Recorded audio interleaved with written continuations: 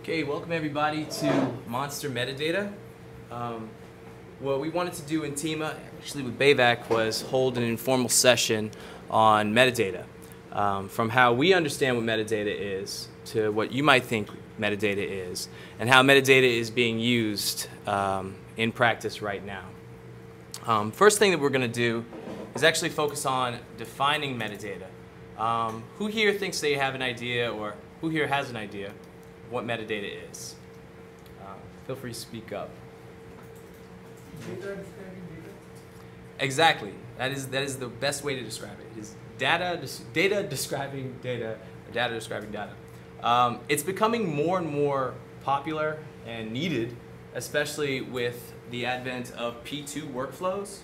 P2 is the Panasonic format that shoots HD, and it's becoming more and more popular with independent filmmakers out there. So what happens is Panasonic will, you can shoot onto these P2 cards, which means solid state memory, and you can shoot HD.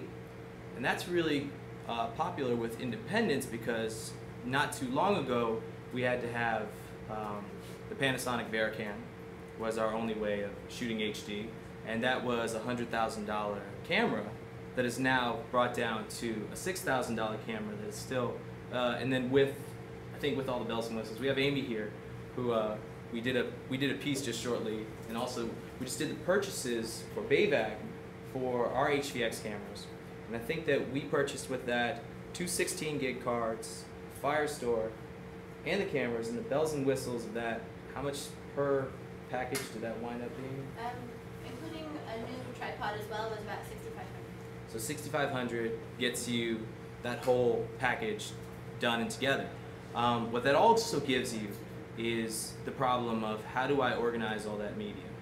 Because the idea of, yeah, I can now shoot off of, I don't need to buy or purchase any more tapes is good, except now we have all these digital files. And what do we do with these digital files, and how do we manage these digital files, and how do we back these digital files up becomes the main source for metadata, the main reason why we would describe these files. Because I think what comes out is you have something called 009q2.mov, and that is your digibit or your HD file, which could have been a shot of the Golden Gate Bridge. It could have been your money shot, but without describing that either through the title information, through the description fields, or through keywording, you might never know that. And it also can hide itself somewhere on, how many of us here have external hard drives at home that are just collecting media right now? And who knows what to do with that? I know I definitely do. And now we have these P2 cameras that are just filling up more space on those drives. And then what if one of those drives goes down? You know, I mean, like that could be an entire shoot, and how do we apply redundancy to that and still maintain all that descriptive information? Well, that's another thing that metadata helps us do. Very briefly, you're at the Bay Area Video Coalition. We are the nation's largest non-commercial media arts center, which means that we are privy to a lot of these tools because we work with independent producers all the time. One thing that which we try to find, and one of my directives is to try and find how can we make independent filmmaking as affordable as possible.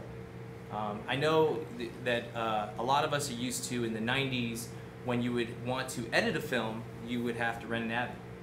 And those prices per hours could have run us up anywhere to $120 to $150 an hour, and that would have just been for the offline. And a lot of our edits were kind of used to these 8-week edit models, and that just racks up costs over time. And then you have to color correct, and then you have to mix. Well, with the advent of tools like Final Cut Pro and Avid Express DV, these things have become a lot cheaper for us. And so now what our push is to try and make packages and workflows that make sense still to the independent community. We're really making a directive to away from offline editing, and where we're pushing people now towards is the digital workflow, because that seems to be better for the environment. It seems to be better, and that's one of the things that we talk about today. We're not going to really be talking about mastering to digibeta, or how metadata goes from the PT2 camera down to the D5 tape. What we're going to really be talking about is how metadata is transferred from your set shoot, which might be using a program such as On Location to organize your media, all the way down to exporting to YouTube or to your Flash site, or posting via the web, or sending to people's iPhones, and really this self-distribution model. Can everyone hear me? Am I speaking loud enough? Okay. Another initiative that we've made here in the facility is that we've installed a 10 gigabit connection, which is the fiber connection from our suite machines and also our iLab machines back to a SAN storage. Who here knows what a SAN storage is, or what the purpose of a SAN storage? So a SAN storage is a storage area network. Yeah. Thanks, buddy. It's a storage area network, and when I first started working with the SAN storage, what we had was I was working at National Geographic, and we were using the Avid Unity. And what that would allow is a producer and an editor in one suite to be accessing the same media that a producer and an editor in another suite will be accessing. So let's take a listen to that model. Let's say, for example, one of the Nat Geo shows would be Taboo, and Taboo was a show about things that really the American population or media population would call taboo. So there would be like taboo eating, or taboo diets. And then you would have a segment on people that like to eat bugs in Australia. And then you'd have a segment, if it was all about eating, then you would have a segment on, I mean, it was kind of a good show, actually. Let's take child rights, for example. So child rights was about, you'd have a segment on kids that are having coming of age ceremonies in some tribe in Africa, to what are people in Europe doing to raise their children, and like you would have 3 segments of taboo. And so with segment 1 editor, he might need a shot that segment 2 editor is looking at. Let's say, like, you know, both there was one shot of a vista that you want to put on the cold opens or on the bumpers of each segment. Well, back in the day, what we'd have to do is we'd have to copy that media to the local drives, or we would have to copy it to an external drive, and that used to be a big problem. Well, with the storage array network, what you have is you have everyone that can access the same media at the same time. And then when you add into that in After Effects graphics designer, you can have the same person accessing the media, color correcting it, and placing lower thirds on it, and then that's available to your editors immediately. So that sped up the process of producing shows greatly. Unfortunately, something like a SAN storage unit with an Avid Unity is a $500,000 venture. So that's not really something that as independents we can use, or we can't say that it's viable for that. So a couple years pass, and what happens is Apple comes out with this product called Final Cut Server. And Final Cut Server, what that allows is you can still have the same interconnectivity if you have that storage area network like we have. But let's say that you're working with a producer here in San Francisco, and you have a shooter in Georgia, and you have a graphics designer in LA. I mean, how many of us have a lot of people that we've worked with throughout, you know, our careers, but they've moved to these other locations? You still want to connect with them. I am going to bring this back to metadata, I promise everyone. So then, how do you really connect with everybody? Well, one thing that Final Cut Server allows us to do is to, even if we have all of our media on our local drives, I mean, we're probably still sending or FedExing drives across the country at this point. We're not really connecting via fiber to each other, right? And also, if I speak over anyone's head, please feel free to let me know. So what FCP Server allows us to do is still connect with each other and share Final Cut Pro projects outside of emailing them to each other. Because the emailing process is an incredibly manual process. And that's also something that, you know, which version are we using? Your editor can be working on version 7 when you guys are actually on version 9, and you've lost like 2 days of work. How do you really, you know, send this information to them to let them know that this version of the project, which might have the same name, is a different version. Well, that also is that's embedded in the metadata of the project, where you can do your version control inside of the project. Let your editors know which version you're on. So then let's think about workflows from the camera to, let's say you're on an FCP workflow. The icon at the far right, that's Final Cut Server, and then the icon on the top, far right, and the icon on the far right on the bottom is Adobe Bridge. Now those two products kind of do the same thing.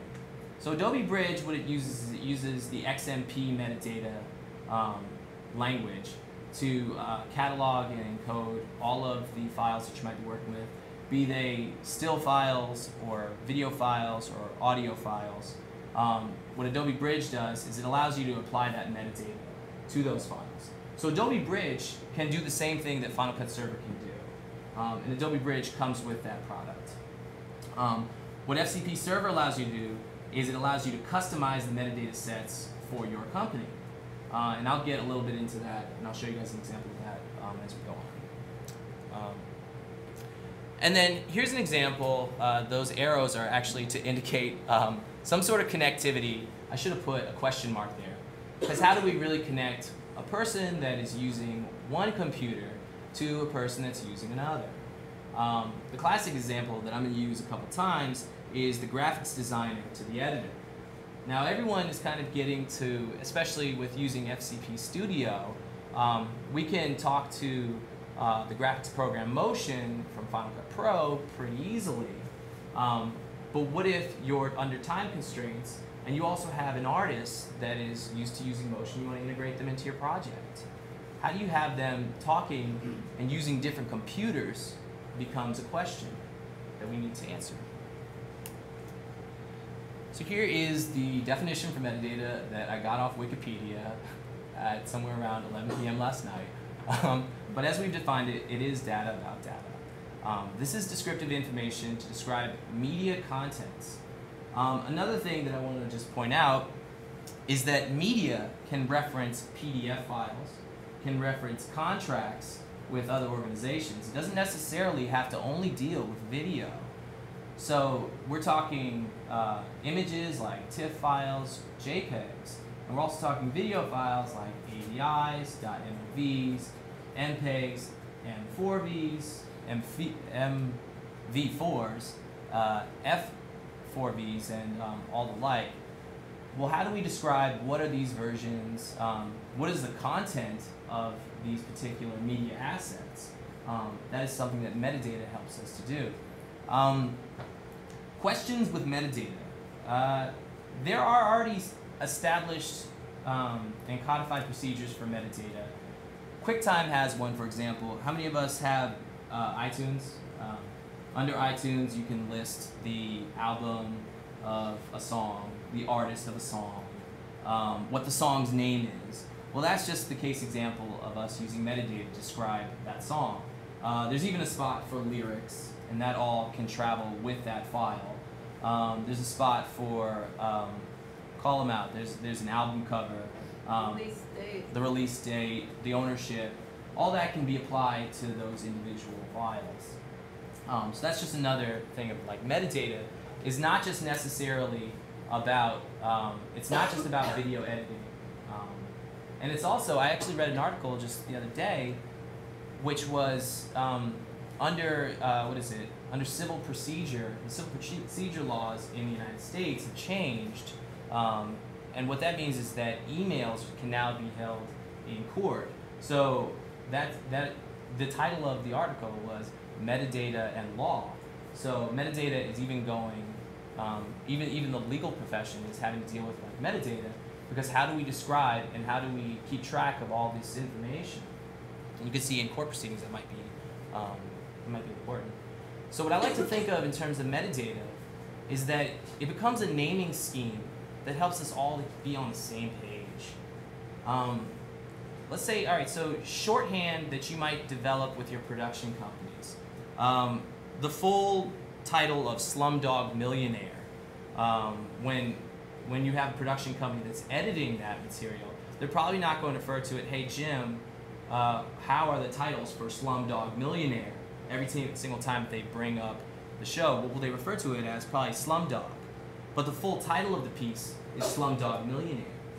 So even prescribing that shorthand to be used internally becomes metadata that we can use to kind of organize our production companies or organize our efforts. And I'll get a little bit into that because you can go really, really specific with your metadata. And another thing that takes the most time is really not putting the metadata on material. It's deciding what you want to call it.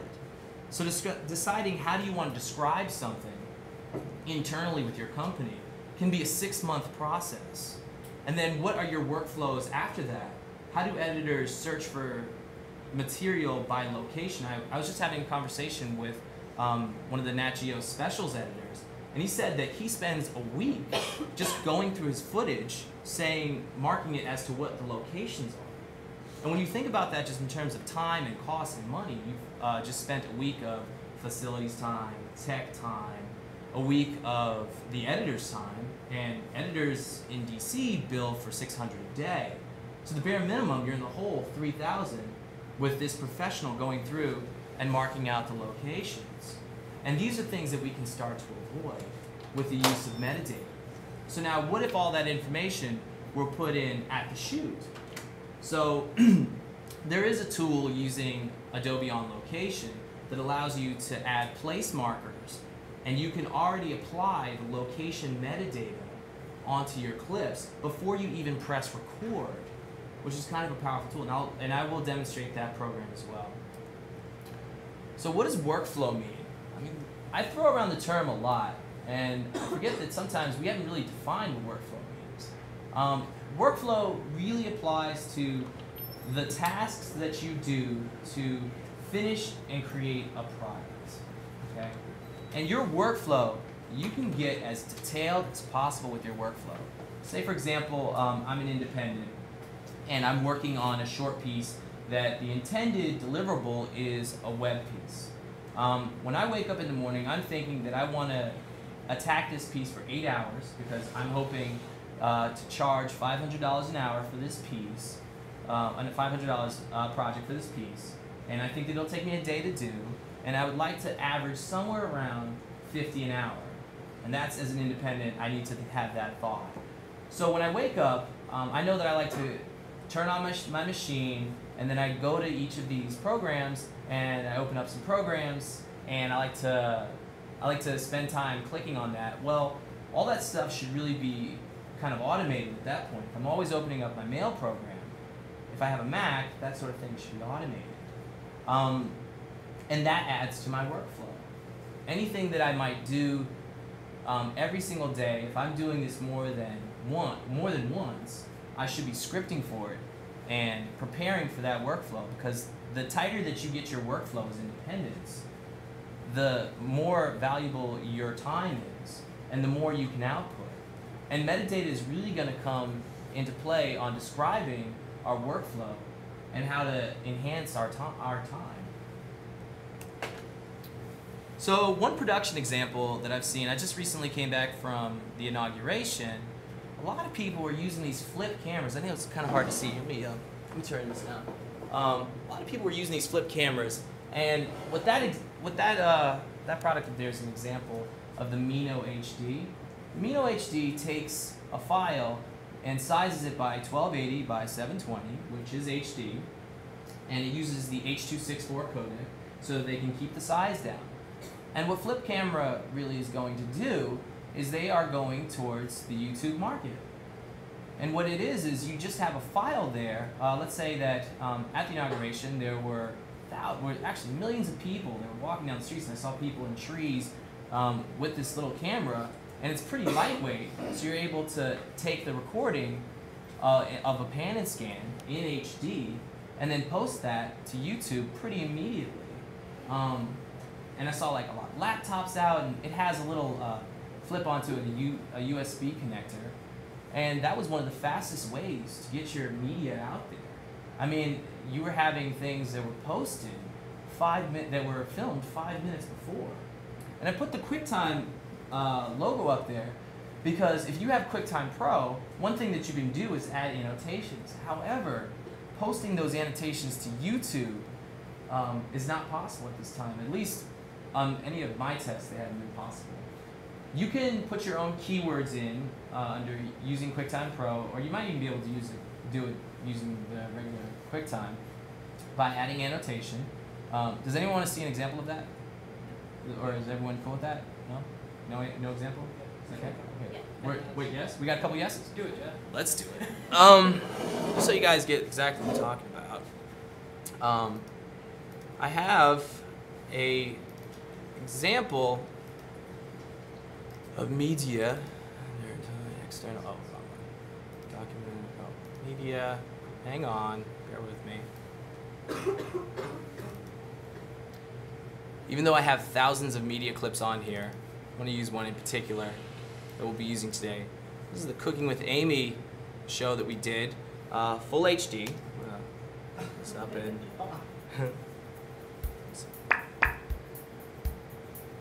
Hi there, welcome to my kitchen. Today we're going to actually be making pizza dip. This is a great snack if you've got some friends coming over. And just incidentally, this is a little more excited with some salt. this piece was shot, edited, and scored in, what do we do, 3 hours? 3.5 hours. 3.5 hours, one camera, using the P2 workflow, which we can share forward with everyone in here if you guys like. But you can, say again? Full HD.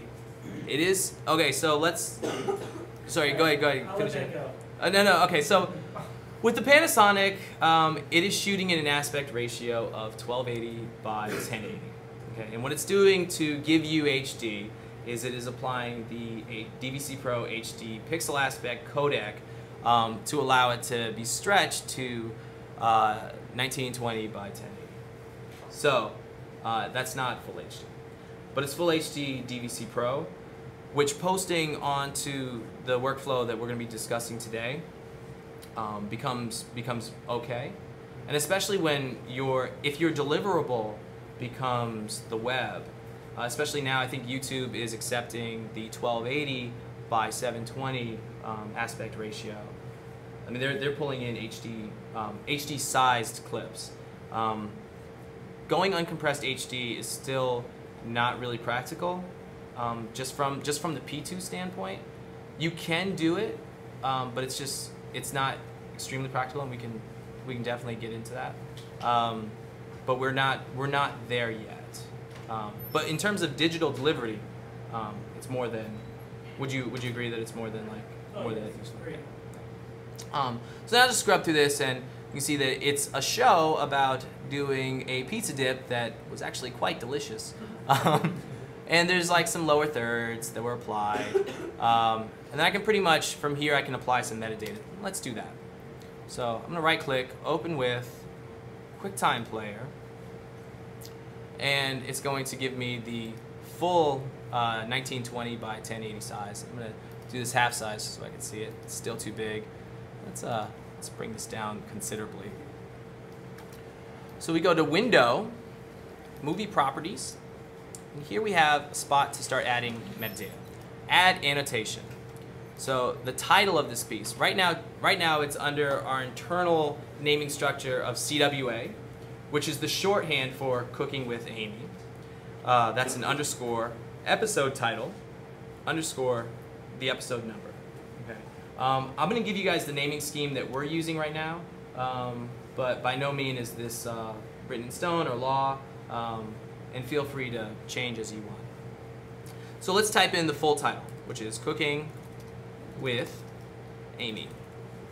And I'm going to say that the description is cooking show starring. Is that staring or starring? That's starring. That's starring. Starring Amy White. And then we can add our keywords here. It can be BAVC, Tima, cooking show. Pizza. Pizza. And under this workflow, let's say I have everything down to where I want it. I can now go to here, and it's kind of a little difficult to see with the screen. However, this file right here now needs saving. It's going to ask you to save.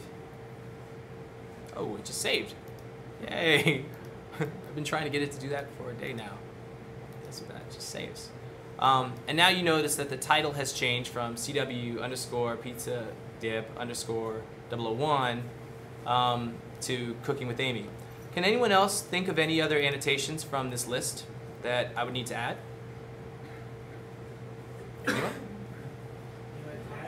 Yeah, how about, why don't we add more tags? So tags and keywords are kind of the same thing. Unless, did I see a spot for, yeah. So these fields are what QuickTime is kind of prescribing as the generic media metadata. Put director, I'm gonna say Josh Shia, and I'm gonna say Amy Wyant. Okay. Then why don't we put on the year that was shot, in 2008. Okay. That seems to be enough. Go up here, save, and that seems to be good and done. What I'm going to do now is, and I'm going to bounce between programs. So I'm going to go to the Final Cut Server window, and then let's close this. What I'm going to do now is I'm going to upload this media to the FCP server, even though we already have one that's on there. That's fine.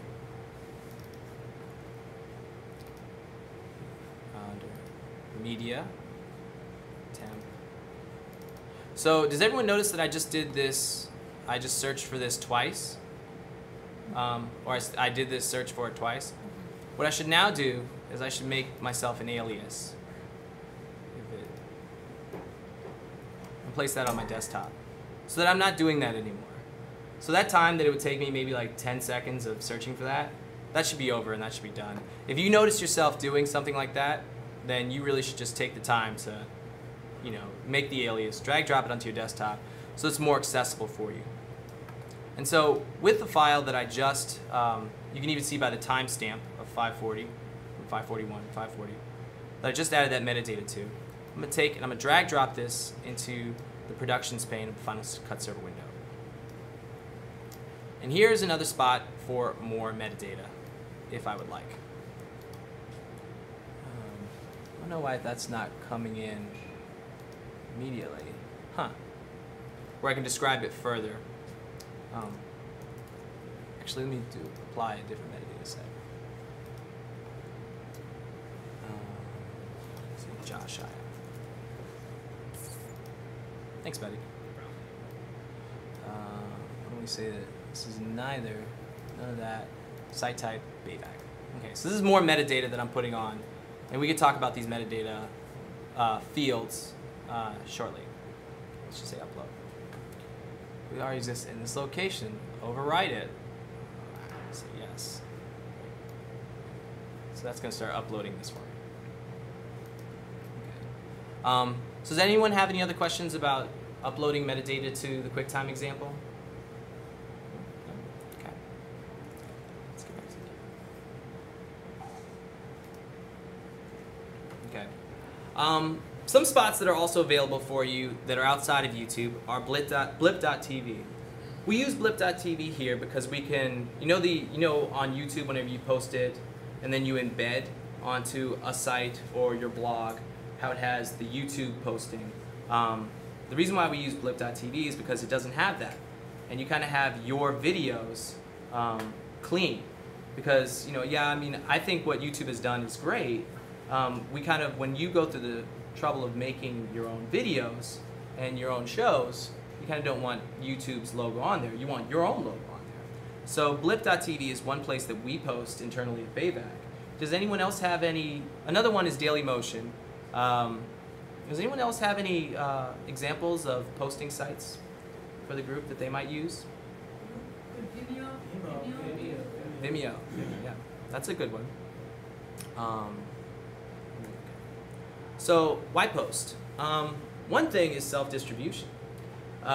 With YouTube, what you can do is you can make your own channel.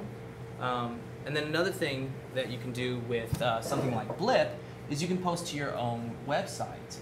And with that, you can make your own channel and distribute your content to people that you might want to. You can also, with RSS feeds, people can be constantly learning of your work, and you can share your information forward that way. Another example is sharing means caring. You know, every time that I share something like a workflow or something about the neighborhood that BAVC's in, this is kind of describing our worlds or describing something else that might be helpful for someone else out there in the internet. Another thing is just straight up work examples.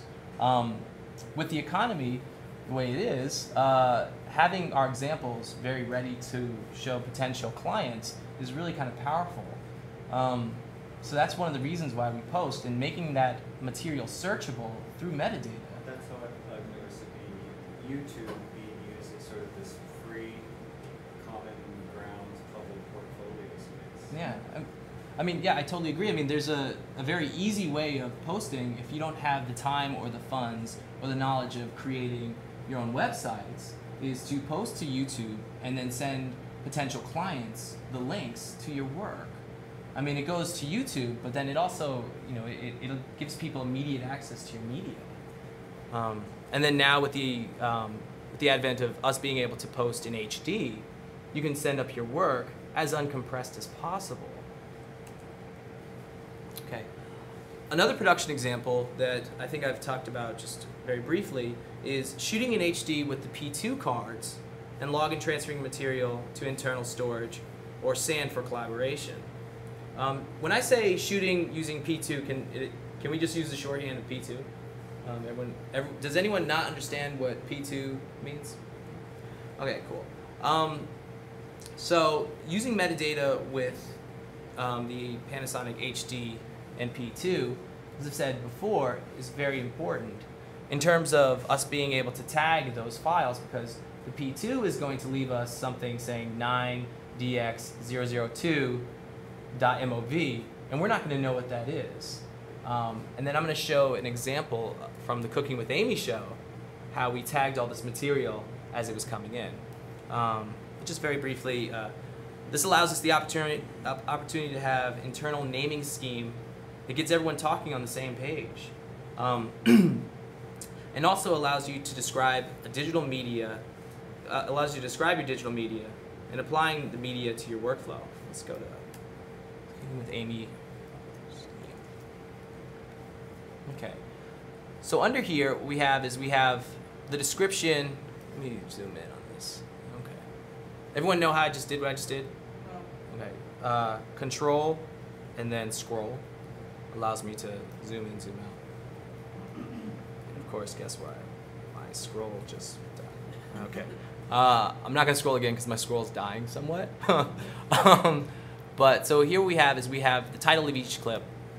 This says CWA _ pizza dip _ 101 _ ingredients. So the reason why I named it this was so that I'm going to reveal this in Finder, so that from the title of the QuickTime clip, I can tell kind of what is on this file right here. I don't need to see the whole clip in order to do that, because from the title, I have that information. From this titling scheme, what I have is CWA, Cooking with Amy, so I know that it's from that show. And then _ pizza dip, so I know that it's from that specific episode. And then further describing that it's episode 101, so season 1, episode 1. And then _ ingredients kind of gives me an idea as to what the content of this file is going to be. So sorry, you just typed those names in while you were logging and transferring. Oh, I wrote logging and transferring. And so let's just imagine that I am an editor, okay? And instead of receiving, what can happen is this. Instead of receiving something that says 0024QW, I instead have something that describes exactly what's on that. So I'm looking for ingredients, and again, we're going to think, what is my workflow as an editor putting together a cooking show? I'm thinking, okay, ingredients or mixing or pepperonis and I double click on that, and I can see that this shot, We're going to take between 10 and 15 on our roll here and stack them up. And then we're going to quarter them. is about the pepperonis. Okay. So really with this title metadata, what I'm able to do is just starting off the edit, and if you are going to be hiring an editor or organizing yourself, giving them material that is organized on the naming scheme on this metadata is really kind of powerful in terms of moving your productions. Okay? All right. Anyone have any questions about Panasonic P2 workflow or? Yep. Yo, hit me. So Jen, can I give some background? No? Can I give some background on you? So Jen G is is BAVC staff. Jen's actually working on a project right now which is shooting using the HVX camera. Your project that is on the BAVC SAN has about 1.5 terabytes of storage space that's being used for that. And what it is, what's really important with your project, I think, is really describing each shot, because 1.5 terabytes of media that is, again, at the 009Q56 is kind of really important. Otherwise, you'll never get a film done. Because searching constantly for what you're doing can add weeks, if not months, to your edit. So I'm sorry. Go on. I was just going to say, so you were saying there was stuff you could do at the beginning of the workflow that would help the rest of the process, and like, I see the value in naming your files something useful, but I'm just looking for like an automated way to do that. Like while I'm shooting, you were saying you could geocode and stuff, and you could use this on location application for like with the camera. And I know there's stuff you can do in the camera that I've never done to mark stuff as you're shooting. And I'm just wondering if you could back all the way up to the capture situation to say how you could make things easier for yourself down the road. Why don't we cover the, let's cover how we can input that metadata in FCP, and then let's cover how we can input that metadata in on location. Sound good? Okay. Sweet. So in the FCP program, and everyone understands FCP to mean Final Cut Pro? Okay. Do some finagling here. All right, so let's stretch this out. So has anyone ever taken a look at just beyond the names from Final Cut Pro of what you have here? You have your duration, your in-out, your media start, and your tracks, and normally we don't ever see beyond that. But if I scroll over, what I have is I have the compressor that's used, the vid rate, and the frame size, and if I keep going, here goes a spot for us to add a description. Okay? So let's describe this even further. Why is it way over there? Well, it doesn't have to be. If you like, and I'll demonstrate it, you can click at the title and then drag this so that it's closer to where you want it to be. How does that differ from log note? It's it almost doesn't. It's like it's the title of the metadata field. Okay. I mean, in general use though, like how would people use description different than log note? So with log note, with that, I feel like we have kind of a semantical question, right? Okay. With that, description versus log note is what Jen's asking, right? So log note, I personally, when I think of that, I think of this is the producer telling the editor something, or this is the logger trying to tell some important information about this shot. So an example of that would be, it's not really describing the shot, but it's saying something like, Amy drops the pepperoni mid. I think that, so, I mean, like, again, this is like, it's a semantical question. Okay, so, yes? Well, I thought, I could be wrong, but I thought when I used to log and capture in Final Cut, if I wrote in the log note, it would pop up in the description. Is that not true? No, it would pop up in log note. I don't know. Yeah. I mean, maybe it's just. Because the one thing with this, I'm sorry to Yeah. derail it, but I guess what I'm not, in my little pea brain, I'm not understanding what the difference between this and just logging and describing your clips is. So what I think is, again, I think that this is really kind of a semantical question. It's just what internally in your company do you want to use this column to convey? What information do you want this column to pass forward? So what I would use this for is to describe something within the shot, more than just intro. So let me give an example. So this is, I'm going to double click on this. Let's watch it.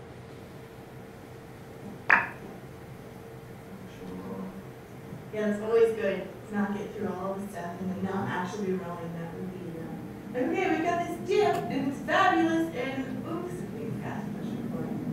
Thanks, Amy. Okay. So let me go to this one.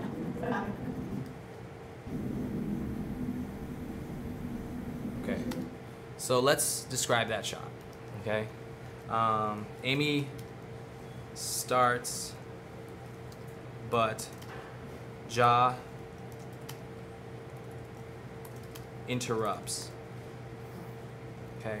So that's describing the shot. What I would do with the log note spot, and this is, again, this is just me, I would put technical information here. Okay. The shot seems dark. So that's how I would use the log note differently than the description. So the description is really more to define the content. And the log note is kind of to describe how do I feel about this content. Okay? And it gets even more intense because we have spots here at the way end for master comment 1, master comment 2, comment A and B. So let's first go on this. Let's say that internally I understand master comment 1 to be what my executive producer thinks of this shot. So let's say Jim likes this shot, okay? But then the president of the company, Margaret, doesn't. Margaret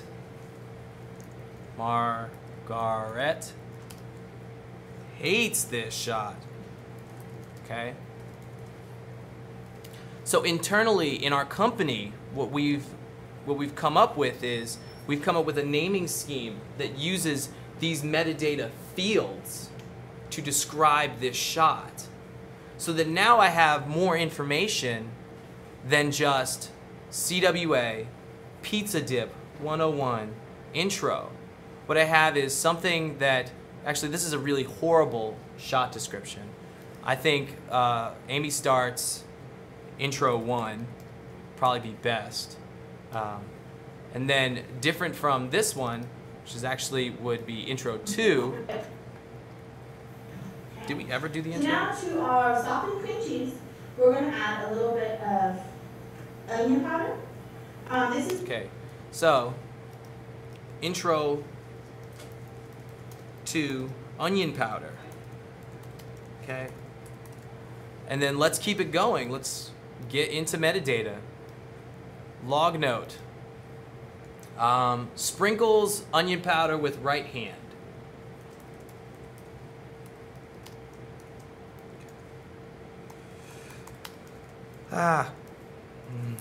With right hand. Okay? Now you're mixing your... Am I? I totally am. I totally am mixing this up. Like log note would be Y, MS, Amy. Yeah. No. Like that, I don't know. I'm not beyond that. Yeah. Wide MS of Amy. Okay. No. Totally right. Thank you, Jen. And then keep going down. We can head over to here. Jim says cleared. And then Margaret says cleared. Okay. So what I think we see here is we see an example of how metadata naming schemes become really important internal to the company, because these fields can really be anything that you want them to be. And just now I got confused as to my own naming scheme. So making it as simple as possible, and as, I mean, it helps when you have master comment 1 be reflective of someone that's at a master comment level. And it really helps when you can customize all that. So this is an example of how we can use the metadata within Final Cut Pro projects. Why don't we cover the example of how we can use that using on location? Okay. Let's launch on location. Any questions about naming schemes within Final Cut Pro? Ah.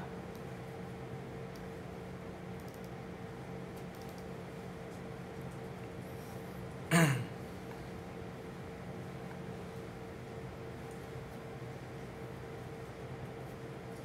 it possible to leapfrog over Final Cut Pro these days?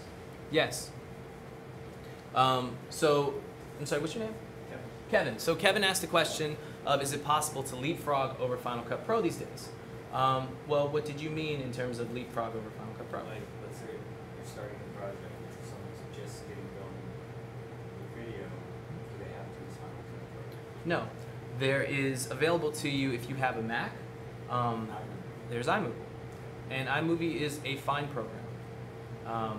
iMovie can handle HD. It's not really professional in terms of how it ingests footage. And then also the compressors that are in iMovie are not the best. So you are losing quality, but if you're just now getting into how to understand video workflow from I shot something, I posted something, and I sent an email pointing someone to it, iMovie is a fine product. Yeah. I would add though that the older version of iMovie is a lot more user friendly, and they've made it a little more complicated now. They tried to add a whole bunch of new features, and I've always told people over years, try iMovie, it's great, it's great. And all of a sudden start playing it. I opened up the latest version of the program, like, oh, I get it. It's gotten real hard to use. You know, that's not the first time that I've heard that. I haven't used iMovie for a while now, but I've heard that from several people that said that going to Final Cut Pro was actually the easier option. However, it's not the more economical option. Okay. So let's see. And to jump in on the new iMovie, it's a completely different type of editing program now. I think that's where the biggest confusion ends up coming out. It's a real-time editing program that doesn't use a timeline or anything like that now, which is really confusing. But if you come to it and don't know anything about video editing, I started in the older iMovie and it didn't make sense to me for months. And then I talked to some people who've never done any video editing before, and it just made sense to them. So I think the current iMovie is geared more towards that market. So as an intro program, it might be good for people who have never touched video editing. But if you have, you might want to start out with Final Cut Express first, something like that.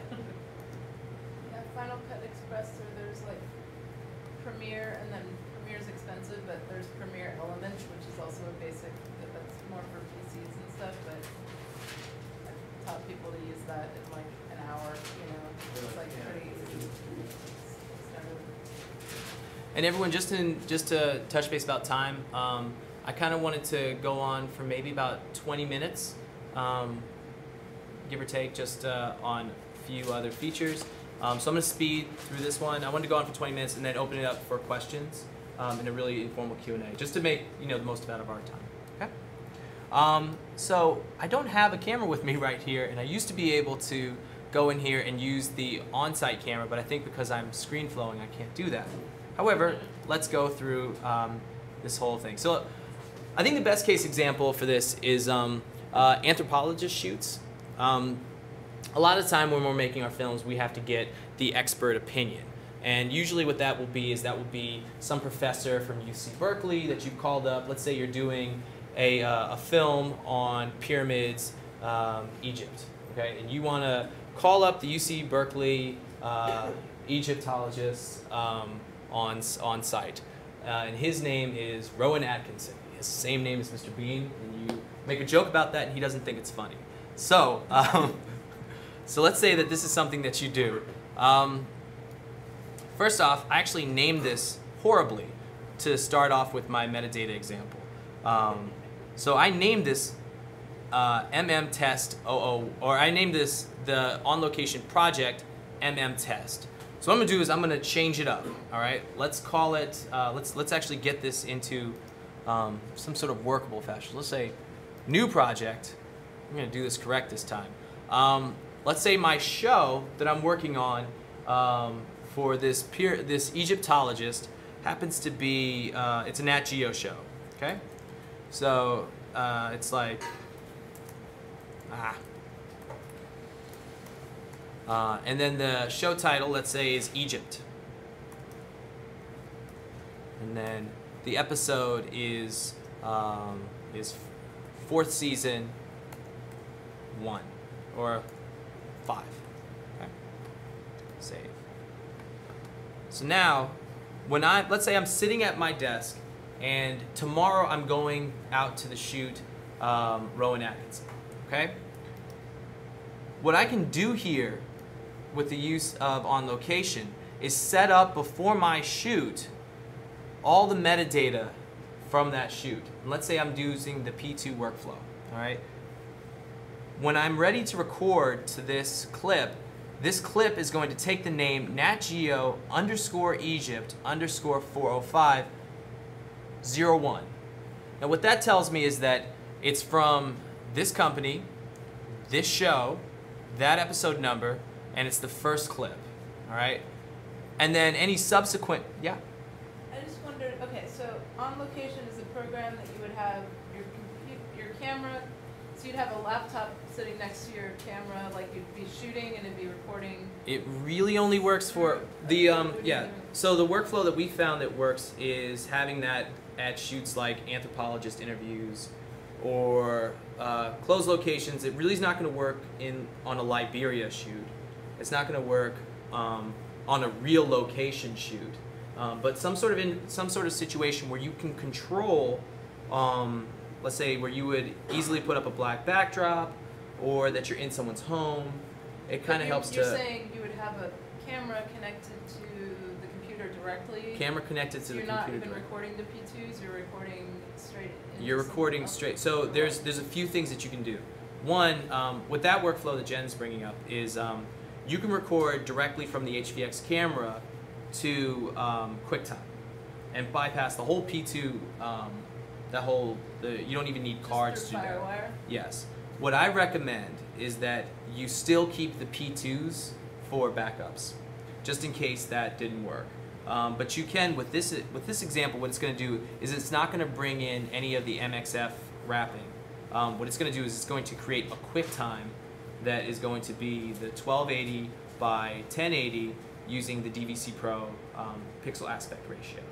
Okay, it's just, and also if you think about it, P2 cards are very expensive right now. I think that a 32 gig card is, I don't know, around $2,000 versus around $1,600. Around $1,600. Yeah, I saw it in the store last Friday. Thanks. And so, so now what we have is, for that money, what we could have is a laptop that I could be recording directly to that hard drive, and instead of a 32 gig P2 card, I could be recording to the 120 gig MacBook. I've tried this with the MacBook. It works really well with the MacBook Pro, but that's like another. I feel like I'm getting a little off topic. No. Is that? I'm just trying to understand, like, what is this thing? Like, Okay. Is this at all? Is this at all helpful to? Okay. So I'll I understand, like, typing in the name of the clip or whatever, but I just didn't know what you're talking about, like where this is coming from. Or, Yeah, I have no what does idea this what on program location do? is. All right, so on location, okay, that's fair. So on location, what that allows is you can actually see that over here I have a waveform monitor, a vector scope, an audio monitor, And then here is the field monitor that I can throw my color bars through. So what I have is I have kind of a, it's not even a down and dirty, it is a field monitor.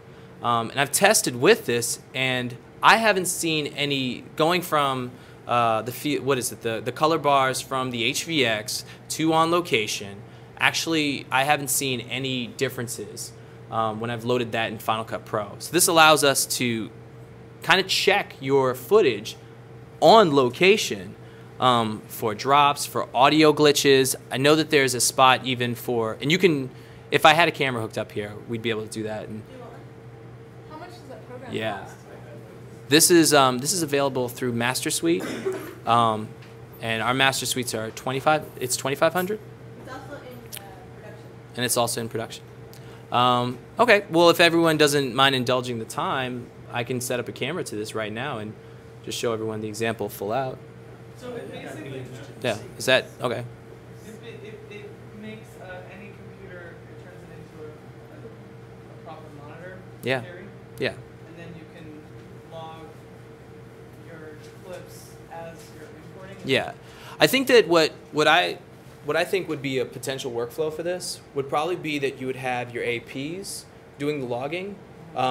So I will get into, I promise everyone, I will get into those log notes shortly. But you would have the AP preparing for the shoot with this. So let me scroll over so you can see some of the columns that are available. See, so there is a spot for you to make comments, to describe the shot before you shoot. So this could be the name of the professor you're going to see, although I do believe that there's a spot for that. The location right there and then, so that when your editors are doing that week-long search for locations, you don't have to do that. The day of the shoot, which is kind of important information when you're trying to organize yourself later on, and when matching the field notes to the actual clips. Camera label, what else is in here that I think is...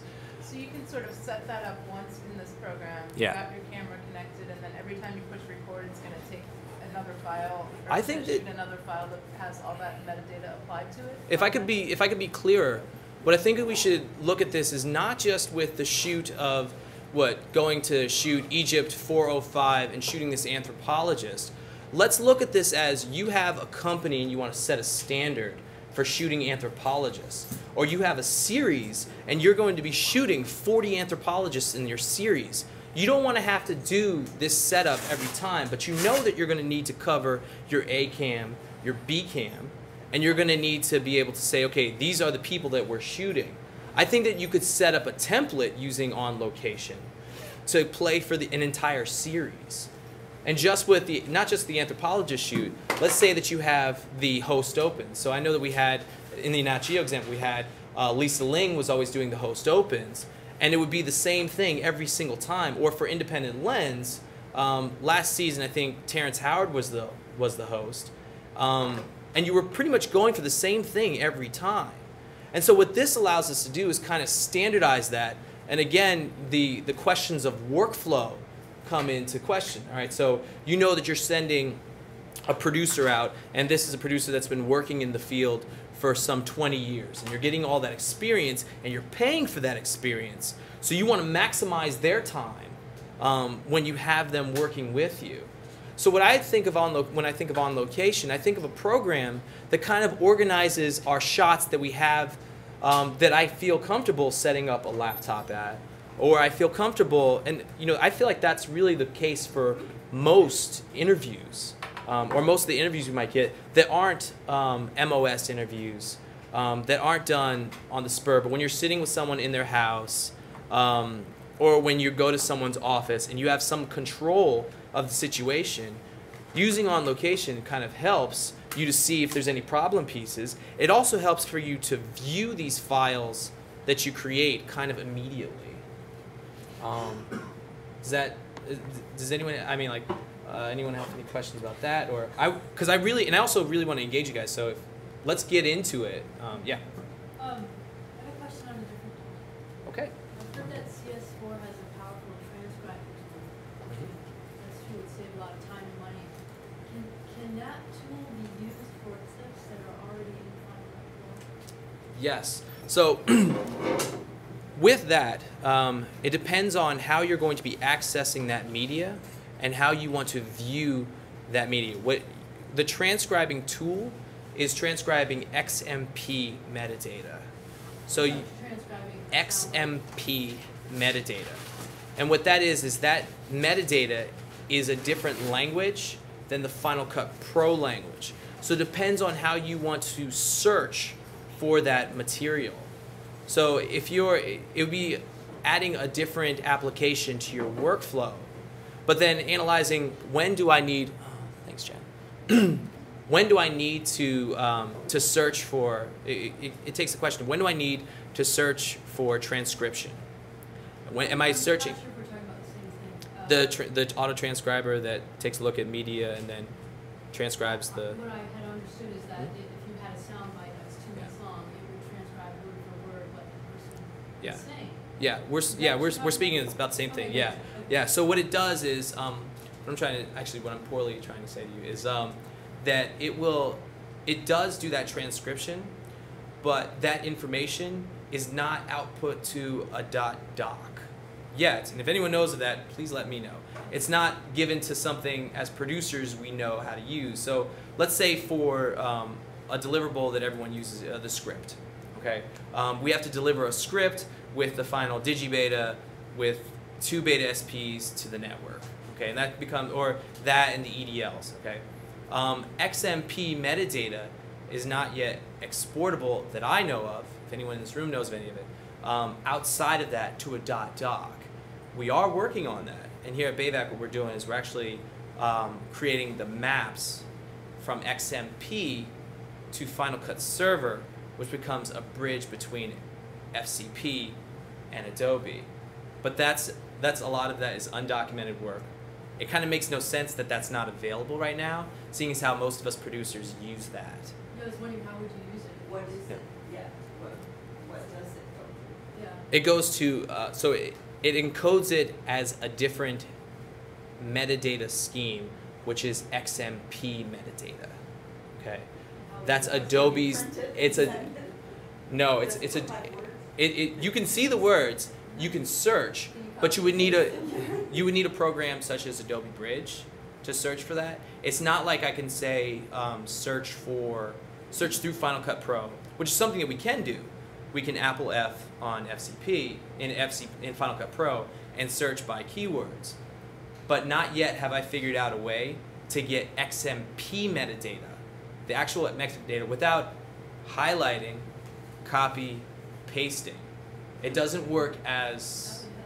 Okay. Yeah, it's a step further. Like, if you have a 5-minute interview clip, how long is it going to take you to type that out? If you could, Can you show so us which that? program do you use to? Which program in Adobe? I have students and they try to find interns or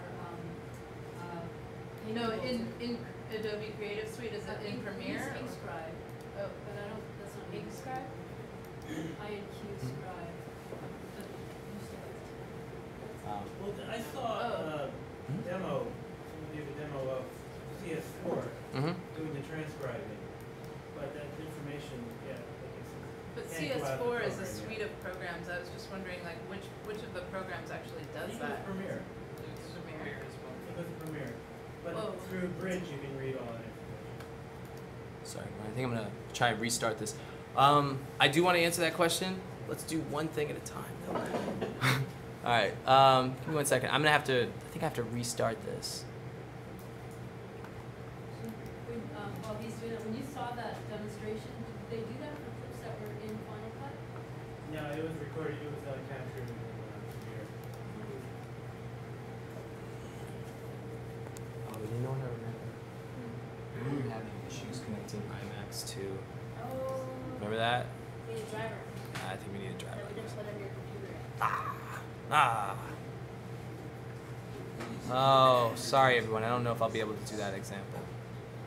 Yeah, they heard it. Try one more time.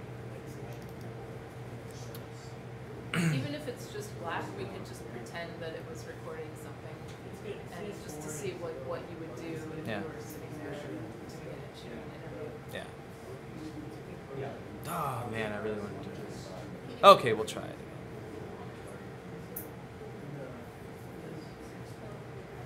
I'm sure that's just thinking.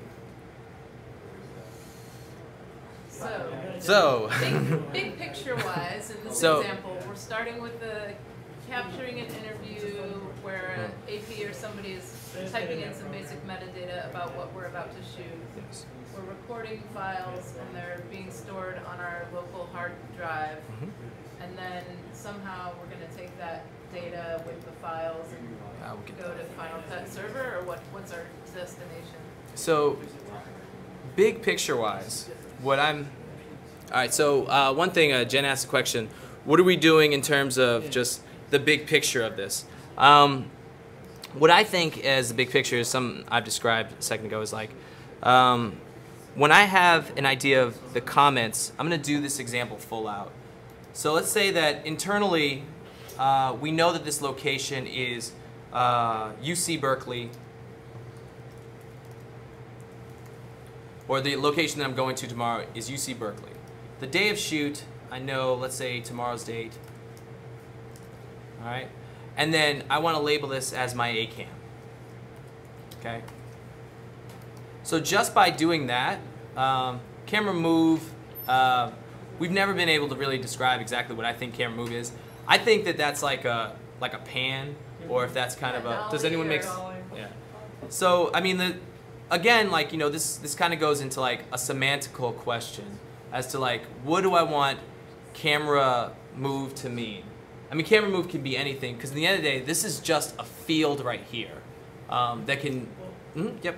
There are some guys who are developing, capturing the metadata off of, say, a lens. Yeah. Or a legit, shot. And it's supposed to be able to import into the story.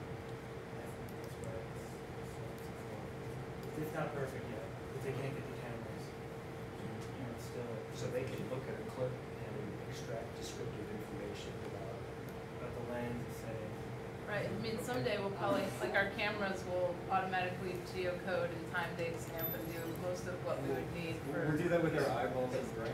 But now we need But right now we have to type it in.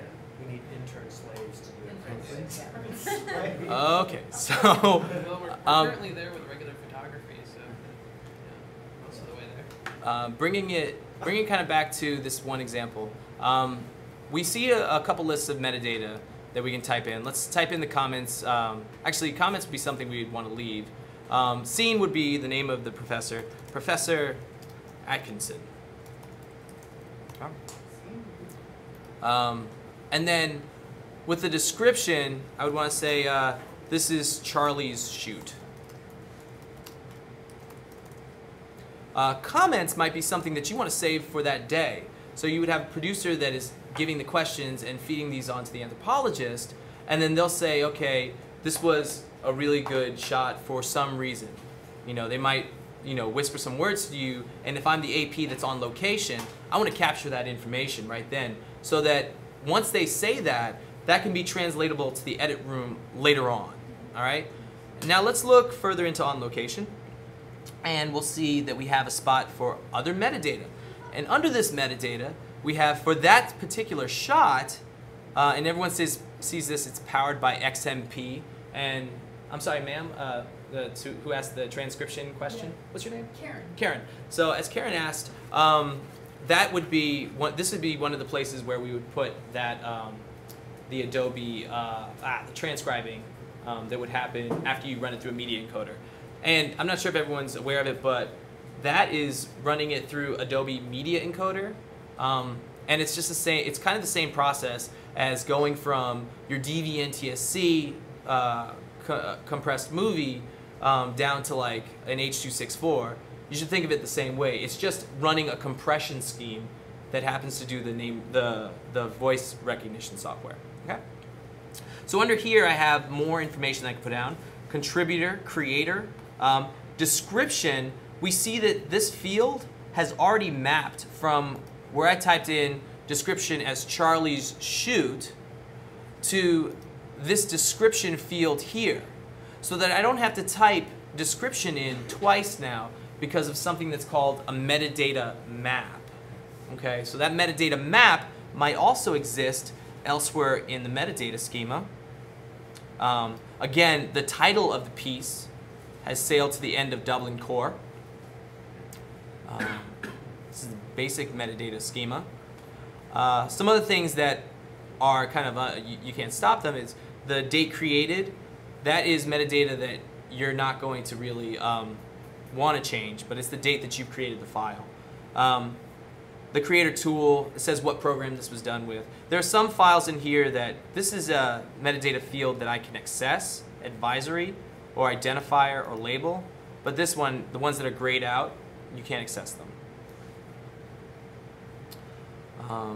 And then there's all these different spots for metadata in here.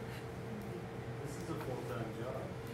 Well, you know, it kind of can be, and these are things that these are questions you want to ask when developing your naming scheme.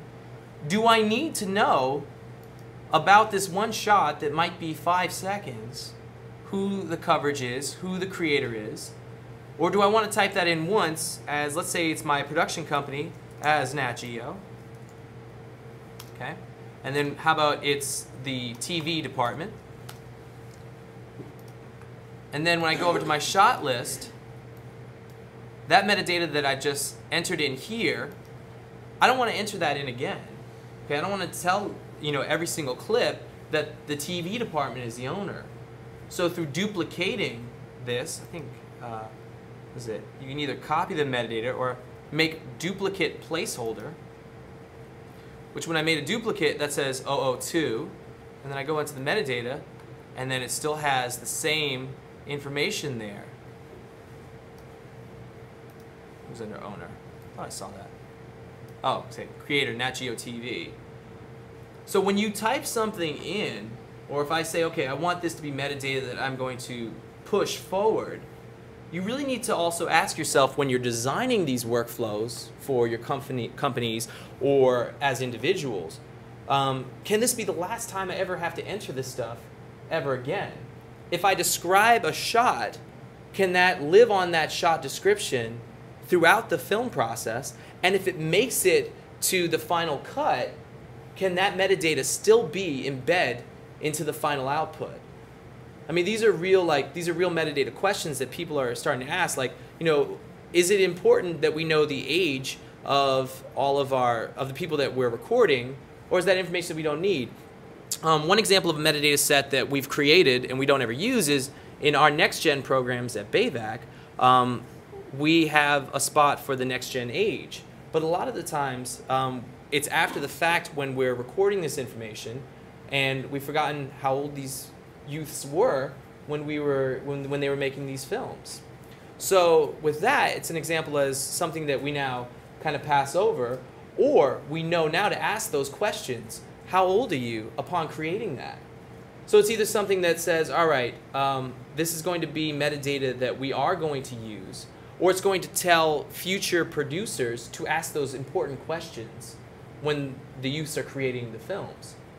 And the example kind of carries on into like, let's say you are a producer that does multiple genres. You know, so if you have a metadata spot for sci-fi, for drama, for comedy, you now know to ask that question, is this a comedy that I'm working on? And to fill in that. And then if you can only do that, if you only need to do that once for an entire project, I mean, that's kind of great, so that later on, when you sort by all the comedies that you've done over 20 years of work, after applying 20 years of metadata to something, it becomes immediately searchable. And the most important thing is that it's repurposable. So the one last thing is I just want to show, I wish that I could, you know, really show an example. And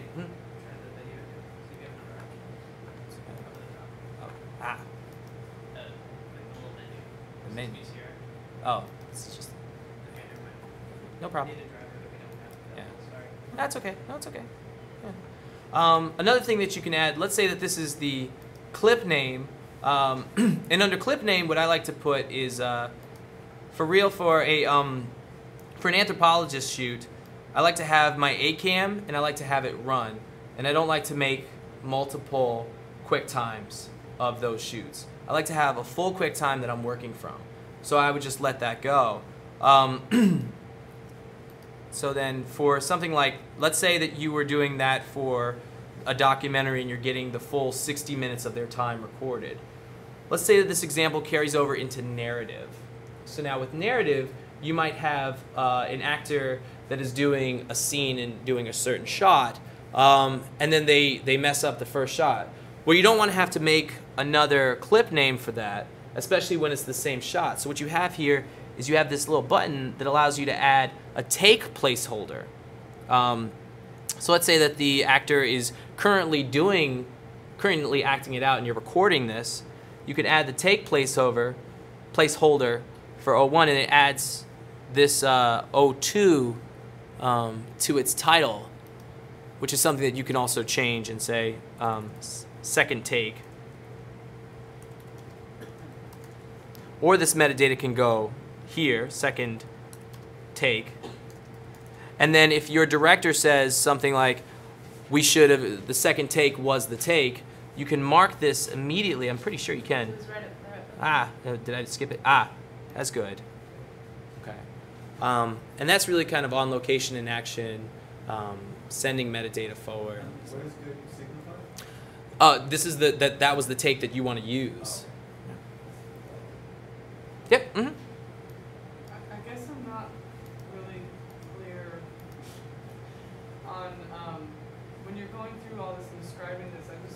I shot a documentary ages ago on a one-chip camera using Final Cut 3 or something, and I went through and I logged and captured and put in all my descriptions, and I guess I'm wondering to me what we're talking about is just being descriptive of what you're working with, so that other people can use it, and you can transfer that information to other programs, other people, and so on and so forth. So I feel like I'm missing a big...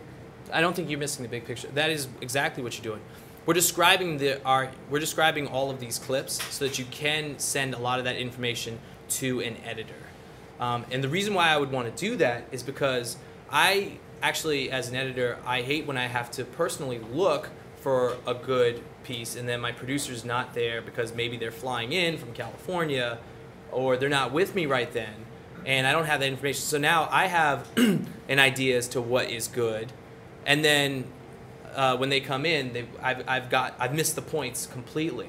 And then maybe there were some points at the end of a tape because there's 40 hours, or maybe there's 40 or 80 hours of footage, or 100 hours of footage that I've completely missed, but that in their log notes that are on some little piece of paper that's flying with them, they have the money shots. So it's really kind of sending that information to an editor, and also to your colorist. Let's say that you have a shot that you know was a money shot, but the white balance was off. Okay, but you're like, you know what? We're using this shot no matter what. That's where my subject cries, or that's where something happens. And you're like, we need to use that. And you want your colorist to be able to find problem shots immediately when they get in. I mean, we're hiring a colorist to come in for one of our Media Maker projects, and I mean it's $800 a day to get someone's time in. And you want their time to be as effective as possible, especially as independents. So then describing that footage down to that T, where you know that this is going to be a problem shot, or where you know that these are your money shots. You really want to like scan over or not worry about the shots that you're not going to use. But even I was working on one show a little while ago. It was Random One for that was on A&E, and what we did was we had a spot that were our money shots that we had described by our metadata. But then what about those times where the hosts are just they're kind of on camera, but they're saying funny things that might be a good 30-second little interstitial? Well, even saying that information of, hey, here's a good 30-second little interstitial is important. And let me show you guys a tool that we would have to. Quick question, Yep. sorry if I missed this. So all of this Not a problem. metadata that you're entering into on location, Yes. does it transfer over to Final Cut Pro? Into So with metadata for FCP, we've managed to. I don't think I said this very clearly. XMP metadata is mappable through Final Cut Server. Final Cut Pro, what it does is, Final Cut Pro is a reference file for your media assets. So we know that when we launch Final Cut Pro and we do the log and capture tool, it's going to create QuickTimes for us, okay? And then if I'm doing any sort of crops, or I'm taking it in and out and setting that into a sequence, at no point have I done anything to my media assets, okay? It's just referencing that media, and that's what Final Cut Pro does. And with that, it's a locked tool. So we have to think, how do we want to reference this? All right, now you can, through use of QuickTime, you can embed just that example that I just showed. You can embed the description, you can embed the keywords onto your media assets. But as you saw, that is a way tedious process where I have to go through and type that in. I actually haven't figured out any sort of bulk metadata uploader that immediately puts onto the onto the QuickTime files. Now with Final Cut Server, what it does is it catalogs your media files for you, and you can add that metadata to it. And you can do that across thousands or millions of clips. And then when you export, it's going to export with that metadata on it. Okay? But it really depends on what your workflow is and how you want to access that metadata. It's like I want to talk with my editor through Final Cut Pro, so I am going to do all the log notes, and they're not going to touch the Final Cut Pro project while I'm doing the log notes. I'm going to upload to Final Cut Server and say that this is ready for editing, and now the editor is going to check that project out, and they are going to make their edits, and I'm not going to make any changes, but I've given all that metadata and all my log notes through through Final Cut Pro. That's a workflow. Can I Yeah. try to summarize and clarify? Please. Or just see if I understand what you're saying? Yes. You're saying that, that these, what do we call them, assets or clips that you're creating? I call them assets or clips. And these will be MOV files, QuickTime files? Yes. Okay, you're saying that you can't then import those into Final Cut Pro and see metadata. It's not going to. What's going to happen is it's going to bring in. I'll even do an example of what it brings. Would you like to finish? Did I cut you off? Yep. You're saying, but what you could do is put them into Final Cut Server, and then in Final Cut Server you can, I don't know if you use the word export or check out Final Cut into Final Cut Pro, and then the metadata is accessible. Is that what you're saying? What I'm saying is that you can search for it through. So let's say that I go through the process of, and everyone, if I'm not being clear, please tell me. I have no problem hearing that. You're not being clear. Thanks, guys. Yeah. That's what I think is a question in text speak and see. I know you're gonna understand. Let me see if I can answer it, and then if I can't get it, then Like hit me Charlie from the side. Okay, so we put that in there. Now, Yeah. I opened Final Cut Pro and I'm ready to edit National Geographic. All right, so Where here. does it say Charlie shoot? All right, so within this workflow, I can be in a Adobe Premiere. I can be locked in a Adobe Premiere workflow, and I can access these comments and all this media in Adobe Premiere, no problem. Okay. And another thing with Adobe Premiere, it's actually a fine program in terms of using codecs and editing and So yeah. are we actually saying we have two separate workflows, one with Final Cut and one with Adobe?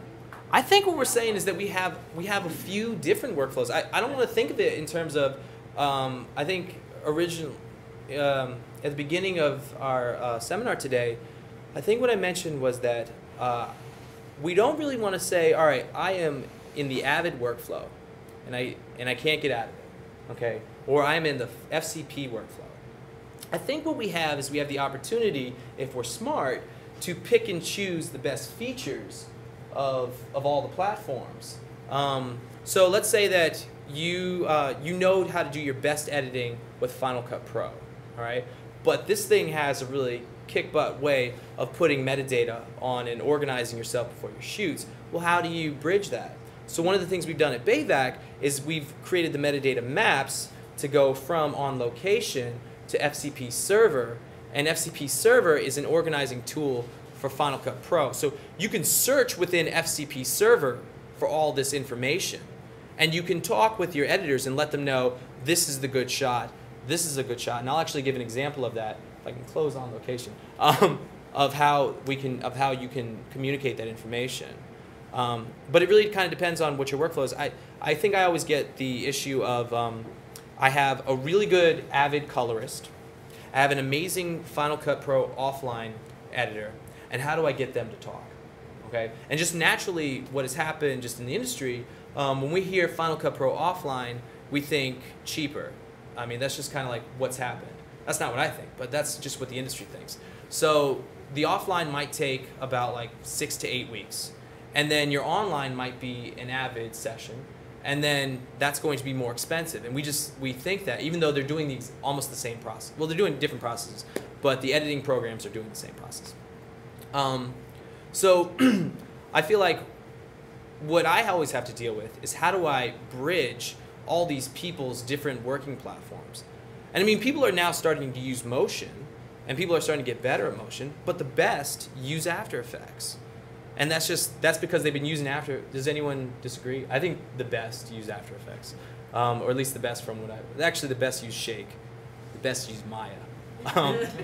But that's like, yeah. I missed the point earlier. You asked what is I don't know What is P2. P2? Oh, okay. Yeah, it's like a little card that goes in the back here, and then And we have two of it's them. kind of expensive, but then you record your digital video file onto that. Yeah. Solid state. No So- spinning parts. It is storage. They're kind of like really fast USB keys. So, you Yep. said It's very expensive. you've created these maps that BAVC. Yeah. Is that something you have to buy? So no. What we've done is we've done the maps at BAVC to kind of integrate with other people's workflows. So if someone comes to us, because we have to be nimble here in terms of what our independents can use. So we've tried to brainstorm the workflow if someone wanted to edit using Premiere, and then they wanted to jump over to Motion, and then they wanted to post using the Flash video postable thing in Encore. So then how do we integrate with those people?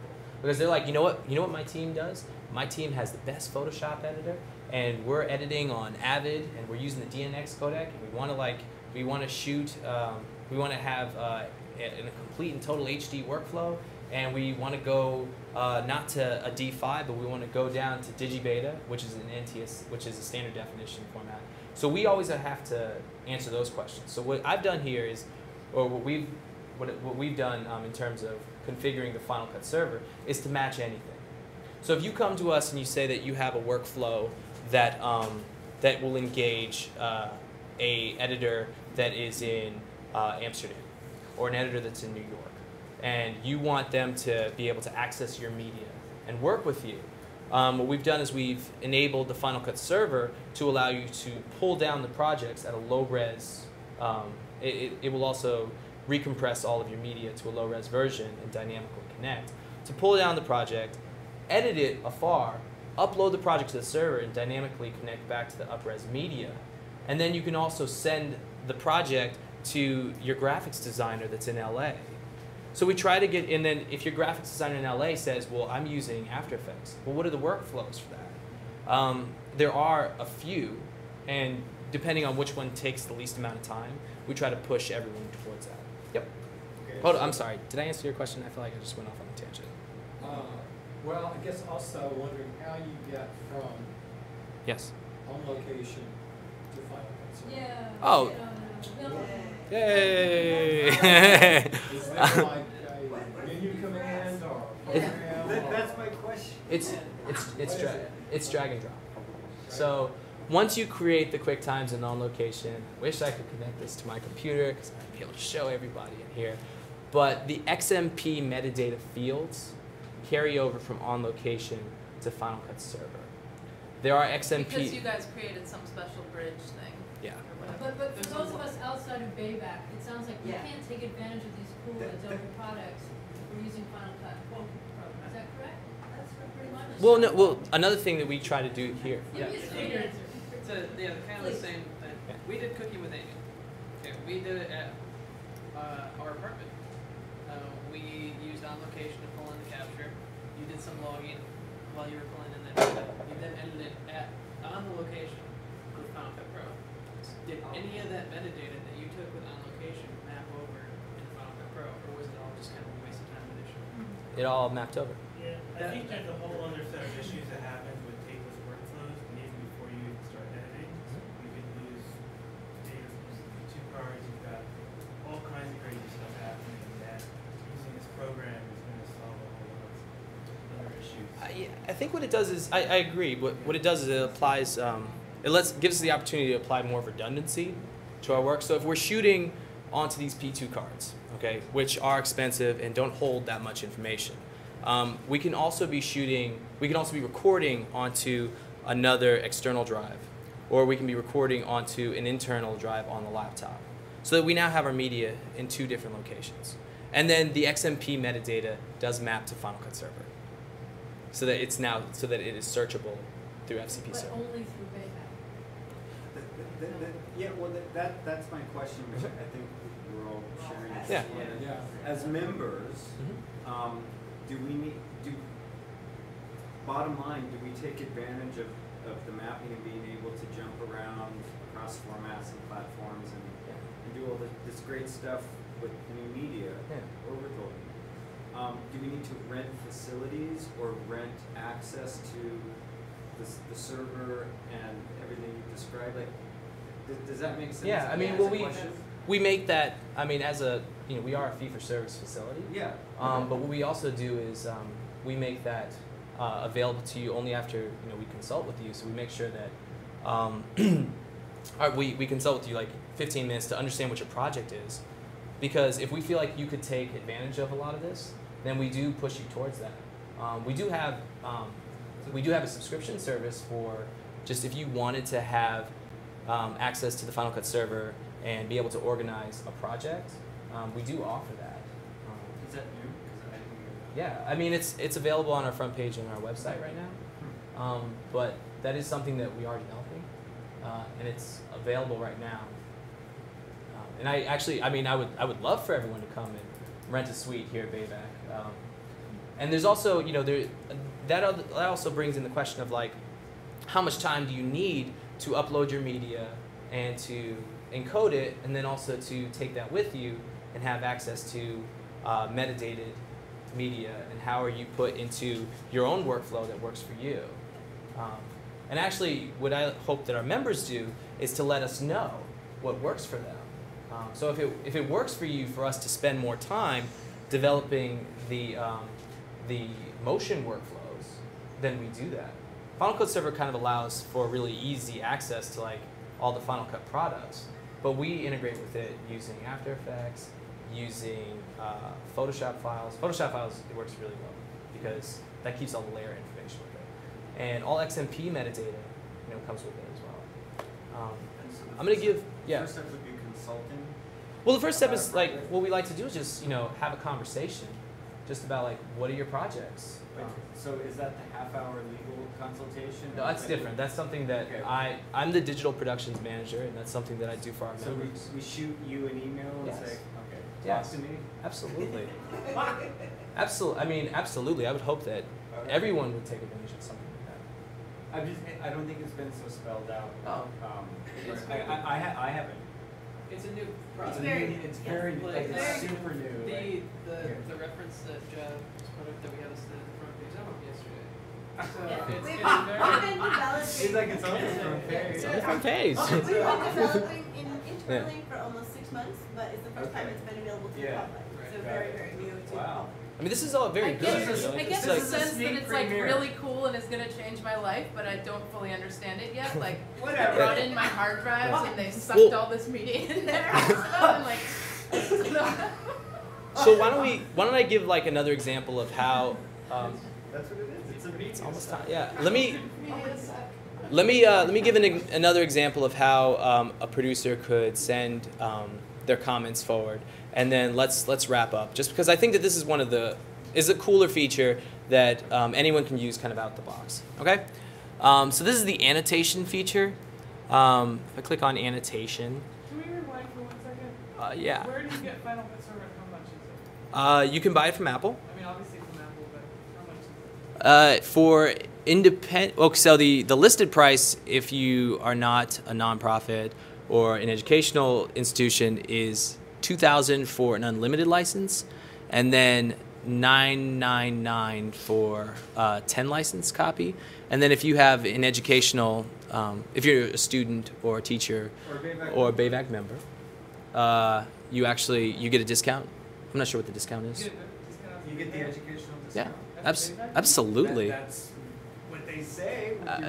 It's I could log into the Apple site right now, and yeah. Okay, so very quickly, I want to kind of stay on track, everybody, because I'm sure there will be questions, which I'm hoping to field in the end.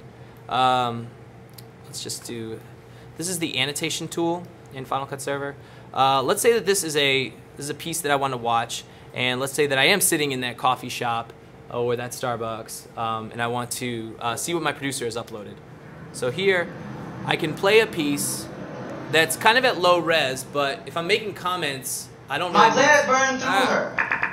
And I'm sure that such actions aren't foreign to her because the essence of her beauty... Okay, so like, let's say this is something I want to say, put an endpoint in.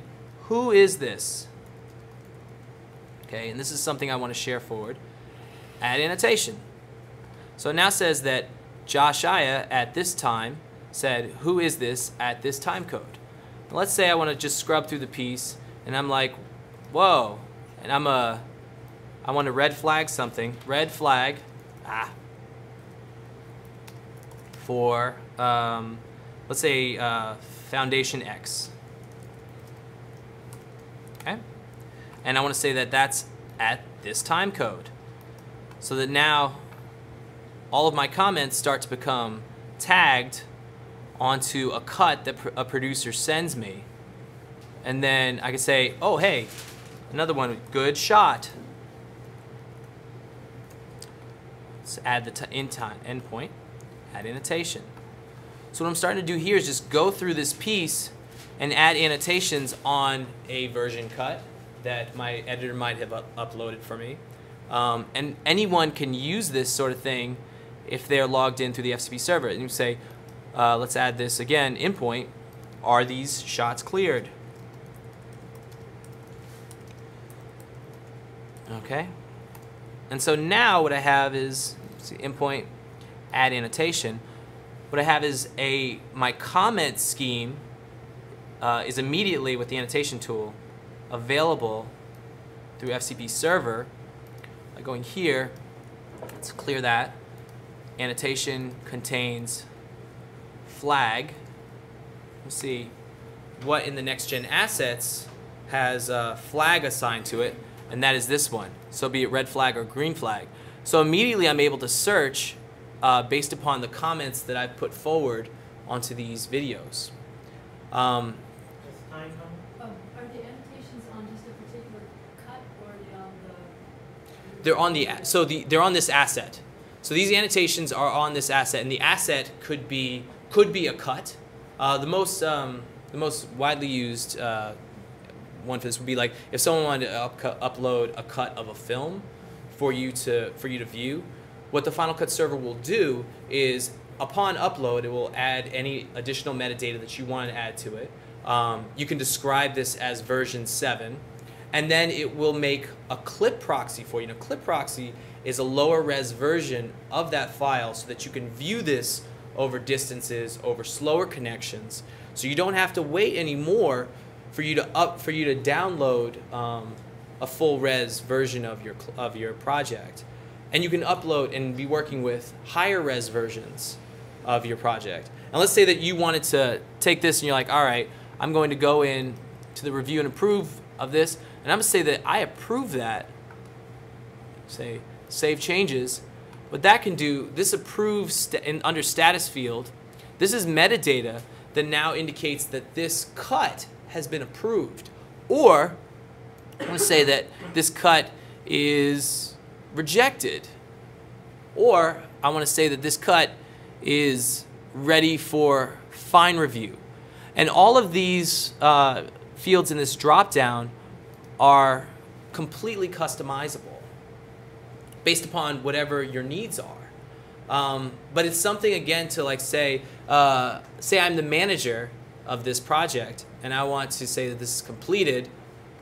Upon saving changes, what can happen is an email can be sent out to, let's say, the executive producers or the president of the company or whomever needs to know that this project is completed, and then we can move on.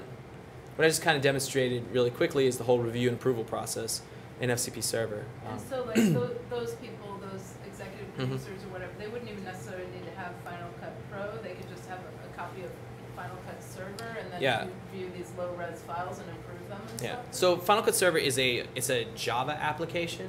And what that means is that you can use it with a PC or a Mac. And it's essentially a web protocol or a web application that you can use and integrate with your people even if they don't have Final Cut Pro on their stations. So if you want to just touch base with a client, you can use Final Cut Server to do that. Or you can customize Final Cut Server to send your client an email with a link to your video embedded in the email. So they don't need to have. They don't need to have Final Cut. Like there are some people out there that they are, they're like executive producers and VPs of companies. You want to send them an email with a link, or you want to send them with an email with it embed. I think we're getting to there. I'm not sure. Amy could field that question. Are we? I'm not sure if we're set with the embedding it into the video. It's like video, but the link. The link certainly. Thank you. The embed might be further down, but the link already we can see that's powerful right there, because you can get people to view and to approve your cuts, and be managing several projects at once.